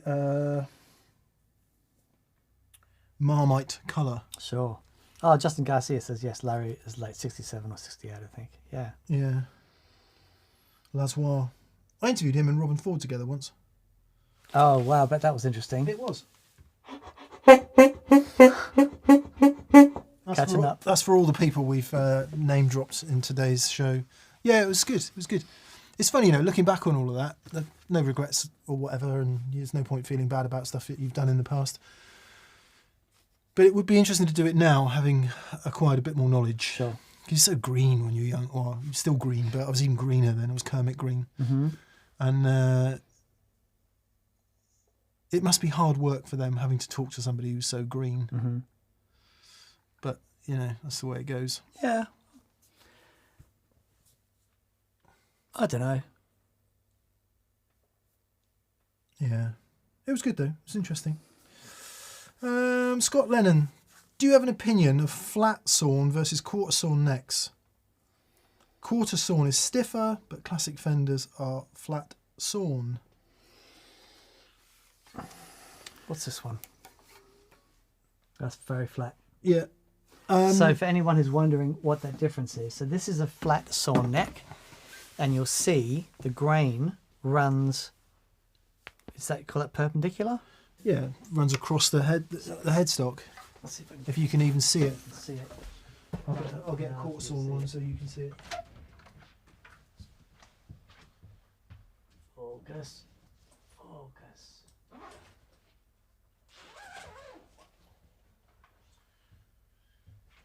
This one isn't. here, straight down the headstock. This one isn't perfectly quarter sawn, but it's more quarter than it is flat. And if you look on the end, the grain goes like that.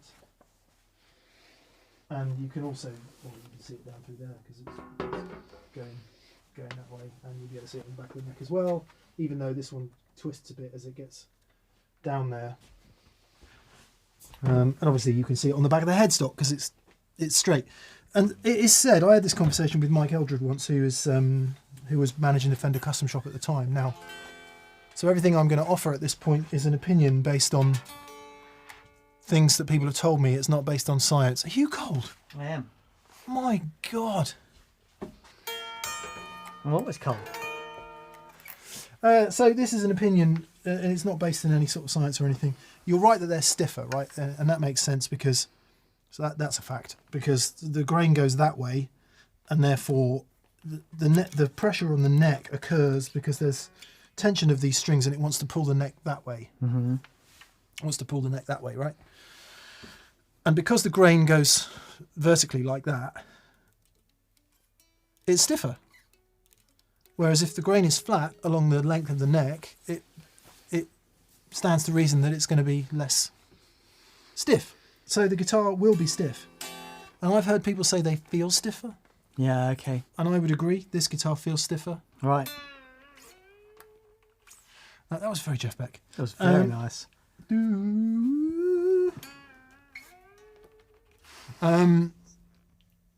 May he rest in peace, dear Jeffers. Yeah, and some would say that relates to tone. So Bill Collins believed very strongly that a stiff neck on an acoustic guitar would be more inert tonally and make the body resonate better. Right. So the body needed to be light, Okay. and the neck needed to be as much mass as it could be. Strictly quarter sawn timbers in Collins guitar necks, Right. even to the point where he put 2 metal rods down each side of the truss rod to add stiffness to that neck. No. Yeah. He was a big believer that neck stiffness was a key contributor to tone. Oh, wow. And I think if you talk to guitar builders, that wouldn't be an uncommon point of view. In electric guitars, maybe it's a bit more the mechanics of the thing is different because in an acoustic guitar it's the resonance of the sound box that's making the noise. Mm-hmm. But I would say it feels stiffer, and I've heard it said, and it is my experience, that the tone is brighter and snappier. Right. Cue vicious debates about the fact that the tone only comes from this pickup. Sure. You believe what you want about that. Yeah. And Mike Eldred told me the same thing, galloping to the point. He would say, when they had a quarter sawn neck, I think he said they would match it with a slightly, now did he say lighter or heavier body? I couldn't remember. It was either lighter or heavier because he felt the stiff neck worked differently with a different mass of body, and that's how they would approach it. Right. Okay. But you're right that most of vintage Strats were either flat or what they call riff sawn, which is Red's neck's all over the place. yeah, this one is actually. Mm. I mean, there it looks perfectly quarter, Yeah, yeah. but by the time you get down here, it's not quite. So it's, the grain's kind of doing that, perhaps. But yeah, I mean, my experience would say they sound and feel different. Whether they sound and feel different, like whether it's an absolute, I don't know. I don't know about that. No idea. Yeah. It's just, it's the way it all comes together. It is. Every element. Red shouldn't sound as good as it does, but blink an neck. And I think when you've built 100 guitars and you've noticed some things about those 100 guitars and you start making choices based on your experience, that's what you pay a great guitar maker for, isn't it? Yep. So yeah, but this one definitely it's the snappiest and brightest sounding Strat I have, and it happens to have a quarter sawn neck, regardless of pickups. I would hasten to add, because it's had 3 or 4 different sets of pickups in now. Right. I do like this guitar. There we go. So that's that. I think Fender upcharges for quarter sawn because it's considered a premium Oh, okay. thing. Yeah, I mean all Collins guitars will have a perfectly quarter sawn neck, I think, if I remember correctly. And I don't know about Les Pauls. I assume that the good ones did. I don't know. What's a riff sawn is? Neither Yeah, quarter nor flat. Yeah. Yeah. See what else everyone is coming in to say.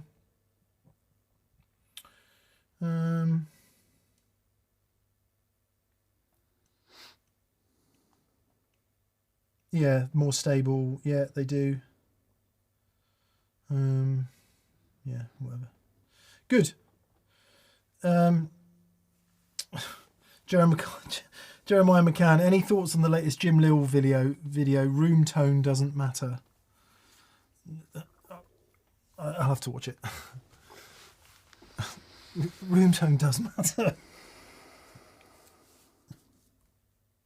If you record it. If you don't record it, it doesn't matter. Yeah. I'd like to meet Jim Lill. I'd like to meet him. Right. And have a conversation. Okay. And say, this is all really interesting. Mm. Do you actually believe this stuff? Right. Actually.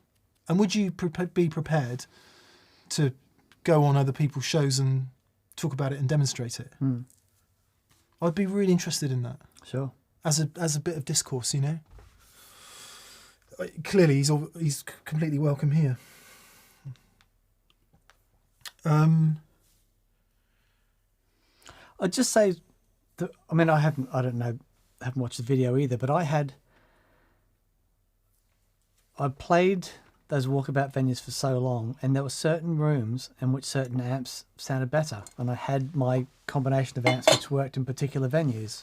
Yeah.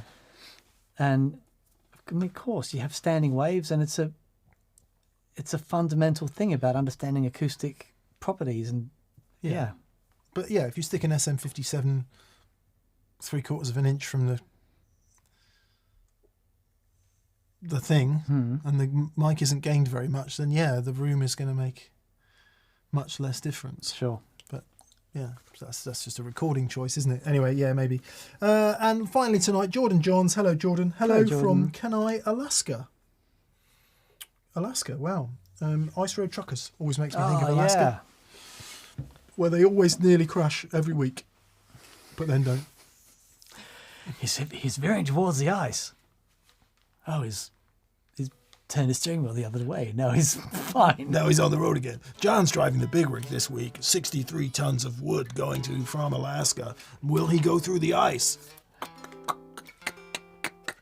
No, he's made it across the ice. Anyway, hello from Kenai, Alaska. Says Jordan Johns. What's your favourite wah?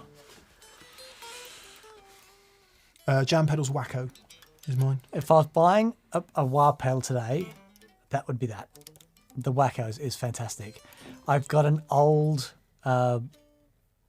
just a standard Vox. Is it 287 or 847? 847, something like that. That I've just taken the buffer out of, and it sounds wonderful. It's a bit quieter, but it just works beautifully. I also really like the mini wah, the straight out of the box Dunlop mini wah. I think they sound really great. Yeah. Chris Quinn says, if it's the video I saw on Room Sound, it's not what you think. Fascinating video, worth watching. All his videos are fascinating and worth watching. He does make a great video. Tim Chalmers says, I kind of wonder if Jim Lill is just poking fun at the never-ending debates. Yeah, got to be, isn't it? Yeah. And he does it brilliantly well. Bill Green, regarding Jim Lill, I've come to accept that people hear different things. They totally do, Bill. They see in different colours, they hear different things. Yeah. I was thinking about sommeliers the other day, wine, and there are people, if you pour them a glass of wine, they'll tell you where it comes from, obviously what grape it is. The name of the guy who picked it. And the really good ones will tell you how his relationships are with his children. the terroir, they call it, don't they? The state of the soil. Grown on the steep side of a hill. How do you know that? I keep falling over. And they know that because they've learned how to taste. And it's the same with guitar. Once you learn what to listen for, you can hear things. And that's neither better nor worse than not being able to do that. And in some cases, I'm pretty sure it must destroy your enjoyment of wine and guitar.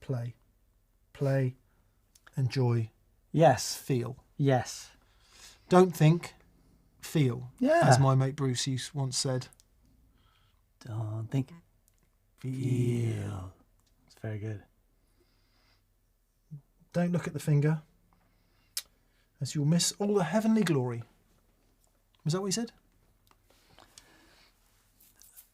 Yeah. Anyway, blah, blah, blah. Good.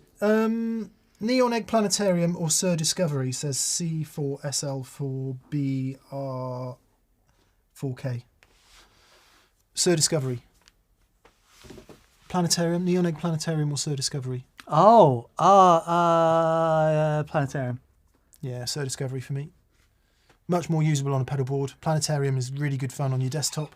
Yeah, but that's the fun. I It has can't get away from the awesome fun. reverb in it Yeah, as well. yeah, it's great. And it is hilarious. And it's got a sidechain compressor thing in it, or, you know, a sidechain option in it as well. And it's really brilliant. And it sounds so flipping analog. Yeah. I don't know if it is analog, but it sounds so analog. The Sir Discovery delay is an absolute Oh, it's incredible. pedal board Swiss Army knife. Yeah. Analog delay, exceptional audio, amazing features, really, really great usable delay time. It's a, Killer. Yeah. they've gone to town on that. And I think that's us. I think that's us. So we're off to have some food.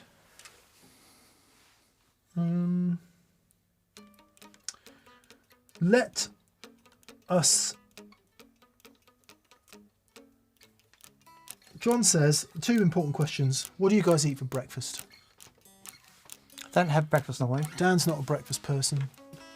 I usually have some cereal of some description. Right. So some kind of shredded wheat and muesli, or shreddies. I like shreddies, but not the ones with all the sugar in. They did one without all of that in for a minute, and they stopped doing it, obviously, because nobody wants to buy it. At the weekends, I usually have some sort of egg arrangement. Nice. So either boiled eggs or poached eggs. And if I'm feeling really naughty, I will have bacon with that as well. I do that most weekends. So there you go. And we'll finish. Emil Janssen says, what string gauge do you have on your strap mic? Emil, I use 10.5 to 50 Kurt Mangan, and we sell them in that pedal show store. Or we would if we had any stock. We're out of stock at the moment. We got some more coming in. Yeah, 10.5 to 50. And we're going to leave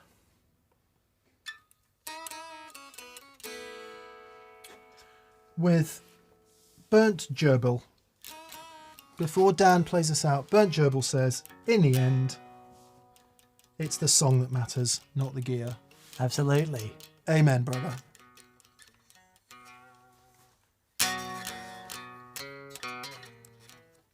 But I've got to have a Turok and a vintage Strat. Don't you dare. Play us out, Dan. Thank you very much for being here. We'll see you Friday. Danish Pete and the Captain take over that pedal show on Friday. And then more shenanigans to come after that. So thank you for being here. We'll see you soon. Play us out, man.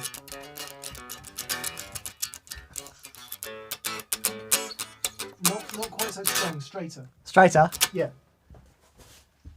You should be in E flat as well. Right.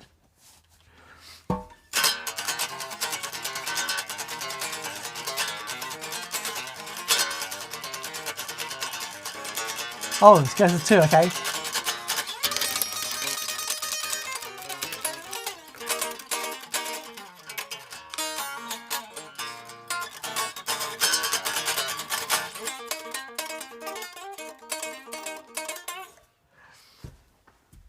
Every day's a school day.